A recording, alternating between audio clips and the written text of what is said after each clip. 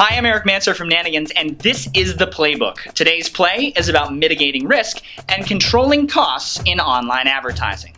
If you've ever been to a circus or to a country fair, you've sat back and marveled as the trapeze artists or the tightrope walkers go about their business. They really have to go at it with such grace and such fervor and such passion in order to make sure nothing catastrophic happens. They know if they hold back, bad things are going to happen. But they know they don't have to hold back. They can be as aggressive as possible because they have a safety net underneath them that's going to protect them in case something goes horribly awry. Well, the same thing exists in online advertising. I'll get to that in just a second. See, the thing on the online marketplace, survival is not for the timid. You have to be as aggressive as you possibly can from a bidding and budgeting perspective in order to attract the best users. And actually, that's something we've talked about on a previous episode of the Playbook.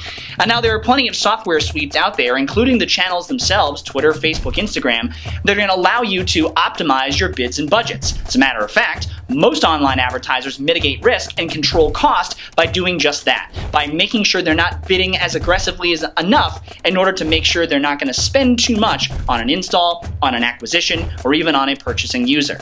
But that's not really good. You want to be as aggressive as you possibly can to get the best users, so what about getting a safety net of your own? Well, here's how Nanigans approaches it. We have stop-loss settings that your ads will adhere to that allow our algorithms to pause down ads that are underperforming. But wait, Erik, what if I end up pausing an ad too early? Well, that's okay. We allow you to set a threshold to balance your desire to get data sufficiency, so you're not pausing an ad too early, with your desire to control costs. So, the cost of testing, like, again, we've talked about in other episodes of the Playbook. Hold on, Erik. Some ads might be, bad, but they're not that bad. They're just north of what I'd be willing to pay for an install, or just south of what I'd be looking for from a yield perspective, but they're still driving volume for me. I don't want to pause those ads down because they're still kind of okay. Well, Nanigans allows you to set a tolerance that allows for a little bit of negligible loss, so your best ads that might be just a skosh above what you'd be willing to pay for a registration are just a little beneath your ideal yield goal to keep on going and keep on driving volume for you. Time out, Erik. If an ad has like one bad day, you're going to pause it down? Well, actually, no. One bad day is something that we could pause an ad down for, certainly.